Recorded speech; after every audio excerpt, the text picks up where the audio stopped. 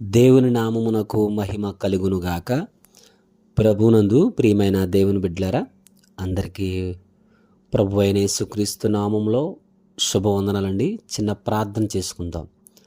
మహాపరిశుద్ధుడు, మహోన్నతుడు, మహాగణుడు అయిన పరలోకమందున్న మా తండ్రి, మీ ఘనమైన నామమునకు, శ్రేష్టమైన నామమునకు లెక్కింపలేని స్తుతులు స్తోత్రములు చెల్లించుకుంటున్నాం. ప్రభువా, గడిచిన దినమంతా కూడా మీ కృపలో మమ్మల్ని భద్రపరిచి మరి ఒక రోజు అనుగ్రహించారు. మీకు స్తోత్రాలు.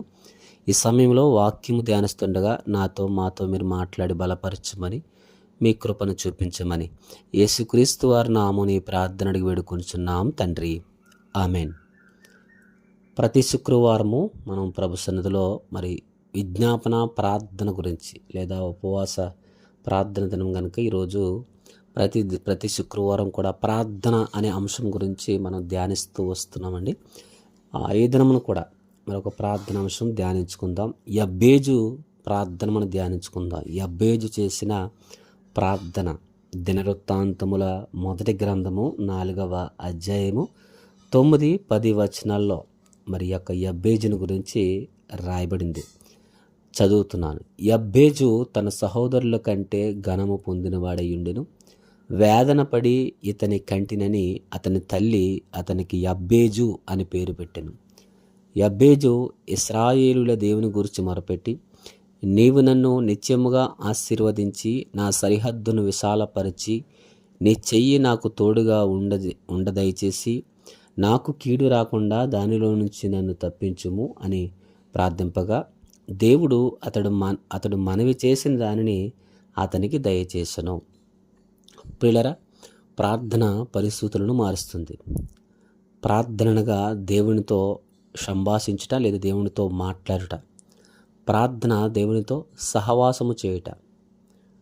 ప్రార్థన మన యొక్క విజ్ఞాపన విన్నపాలను దేవునికి తెలియచేయుట. కనుక మన ప్రార్థన పరిస్థితులను మార్చేస్తుంది. కనుక ప్రార్థన అనేది చాలా ప్రాముఖ్యమైన అంశము. దేవుని బిడ్డలుగా ప్రతి ఒక్కరి జీవితాల్లో ప్రార్థన చాలా విలువైన ప్రాముఖ్యమైన అంశము. ఈ సమయంలో మరి యబ్బేజు చేసిన ప్రార్థన గురించి కొన్ని మాటలు మనం ధ్యానించుకుందాం. యబ్బేజు అనగా ఇక్కడ అర్థం చూస్తే ఫుట్ నోట్లో వేదన అని రాయబడింది. అంటే తన తల్లి యబ్బేజుకు వేదన పుత్రుడు అని పేరు పెట్టింది. బహుశా ఈ యబ్బేజు తన తల్లికి వేదన తెచ్చే విధముగా, వేధించే విధముగా తన తల్లికి ఈ కుమారుడు ఉండే ఉంటాడు. కొన్ని పుస్తకాల్లో కూడా అదే రాయబడింది. అయితే ఇతను వేదన పుత్రుడుగా ఉన్నాడు. తల్లిని వేధించే పుత్రుడిగా ఉన్నాడు. ఇతని తల్లి అంటుంది, వేదన పడి ఇతనిని కంటినని అతని తల్లి అతనికి యబ్బేజు అని పేరు పెట్టింది. ఒకవేళ గర్భంలో నుంచి వేదనతోనే కాదు, తన పేరు పెట్టే విషయంలో కూడా జాగ్రత్తగా గమనిస్తే యబ్బేజు అనగా వేదన పుత్రుడని పేరు పెట్టింది. ఈ వేదన పుత్రుడిగా పిలువబడి యబ్బేజు అలాగే వేదన పుత్రుడిగా ఉండిపోలేదు. ఏమండి, కొంతమంది పిల్లలు తల్లిదండ్రులను వేధించే బిడ్డలుగా ఉంటారు. ఆ బిడ్డలు కొద్దిగా పెద్దయ్యి ఇంకా కొంతమంది పెద్ద అయ్యేవారు అనుకోండి, వారు ఇంకా బాగుపడేవాళ్ళు ఉంటారు. అందులో ఒక చిన్నప్పుడు లేదా చిన్న వయసులోనో ఒక అల్లరి చిల్లరిగా ఉన్నప్పుడు కూడా అందులో బాగుపడేవారు, మంచిగా తీర్చిదిద్దబడేవారు కూడా ఉంటారు. అయితే కొంతమంది చిన్నప్పటి నుంచి ఎలా ఉన్నారో అదే విధంగా ఉంటూ ఉంటారు. అంటే తల్లిదండ్రులకు ఆయాస్కరంగా జీవించే బిడ్డలు ఉంటారు. అయితే ఇక్కడ యబ్బేజు గురించి రాయబడి ఏంటంటే, యబ్బేజు వేదన పుత్రుడిగా పిలువబడినప్పుడు కూడా యబ్బేజు ఏం చేశాడంటే, పిల్లరా, యబ్బేజు అంట దేవునికి మొరపెట్టాడంట.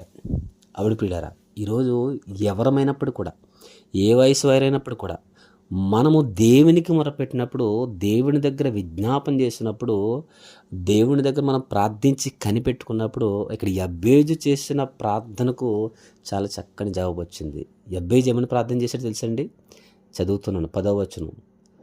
నీవు నన్ను నిత్యముగా ఆశీర్వదించి, మొదటగా నిత్యముగా ఆశీర్వదించి, రెండవది నా సరిహద్దును విశాలపరిచి నీ చెయ్యి నాకు తోడుగా ఉండదయచేసి నాకు కీడు రాకుండా దానిలో నుంచి నన్ను తప్పించుమని ప్రార్థించాను. ఏంటంటే ఒకటేమో నిత్యముగా ఆశీర్వదించమంటున్నాడు, రెండోదేమో సరిహద్దును విశాలపరచమంటున్నాడు, మూడవది దేవుని చెయ్యి తోడుగా ఉంచమంటున్నాడు, నాలుగవది ఏ కీడు రాకుండా దానిలోంచి నన్ను తప్పించమంటున్నాడు.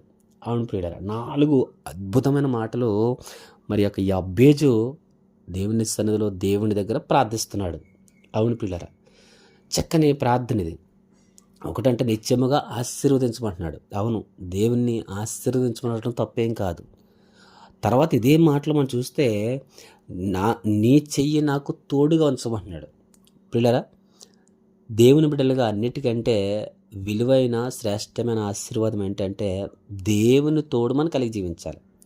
అన్నింటికంటే దేవుని తోడు మనం అడిగినప్పుడు పిల్లరా, తర్వాత దేవుని ఆశీర్వాదము ఏదో ఒక కాలంలో, ఏదో ఒక సమయంలో, ఏదో ఒక సందర్భంలో, ఏదో ఒక పరిస్థితులు దేవుడు తప్పనిసరిగా మన దేవుడు ఆశీర్వదిస్తాడు. ఏమండి, ఇదే మనకి ఒక యోసేపును మనం జాగ్రత్తగా గమనిస్తే, యోసేపుకు యెహోవా తోడై ఉండెను అని బైబిల్లో మనం చూస్తాం. ఆదికాండము 39వ అధ్యాయము ఒకసారి గుర్తు చేస్తాను. ఆదికాండం 39వ అధ్యాయంలో 2వ వచనం చూస్తే, యెహోవా యోసేపునకు తోడైండెను గనుక అతడు వర్ధిల్లుచు తన యజమానుడగు ఆ ఐగుప్తునింట ఉండెను. వర్ధిల్లాడు, దేవుని తోడు కలిగి ఉన్నాడు. ఏమంటే దేవుని తోడు కలిగి ఉన్నంత మాత్రానే వెంటనే అంటే ఆశీర్వదించబడిపోలేదు. అంటే భౌతిక సంబంధమైన ఆశీర్వాదం కోరుకుంటారు కనుక మానవులకు చెబుతున్నాను.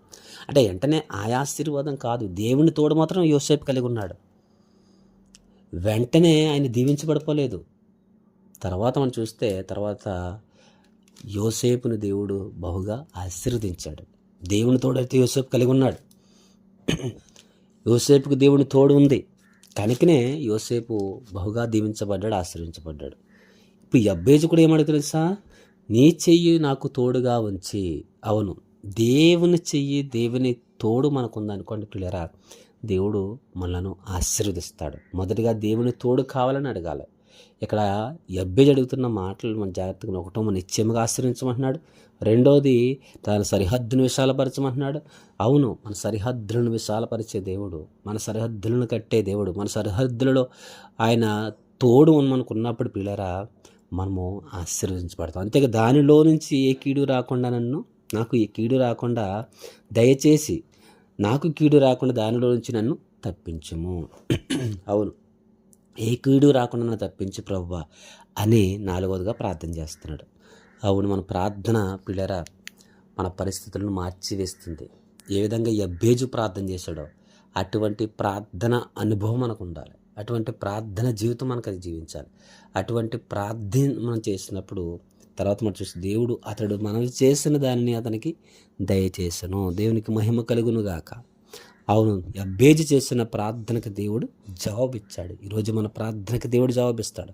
విశ్వాసంతో, నమ్మకంతో దేవుని ఎదుట కనిపెట్టుకుని మరి యబ్బేజు చేసిన లాంటి ప్రార్థన, దేవుని తోడు ఉండాలి. తప్పనిసరిగా మన ప్రార్థనలో దేవుని తోడు కావాలని, దేవుని ఆశీర్వాదం కావాలని, దేవుడు మన సరిహద్దులను విశాలపరచాలని, దేవుడు ఏ కీడు రాకుండా కాపాడాలి. ఎందుకంటే దుష్టుడు అపవాది ఎవరిని ఎప్పుడు మింగుదునని ఎదురు చూస్తూ ఉంటాడంట. పేతురు రాసిన పత్రికలు మనం చూస్తాం. అవును,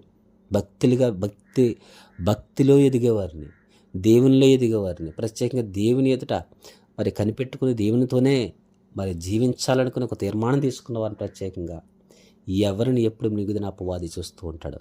కనుక మన భక్తి జీవితము, ప్రార్థన జీవితం మరి మనం దేవునితో అంటకట్టబడినప్పుడు దేవుడు మనకి క్షేమాన్ని, భద్రతను అనుగ్రహిస్తాడు.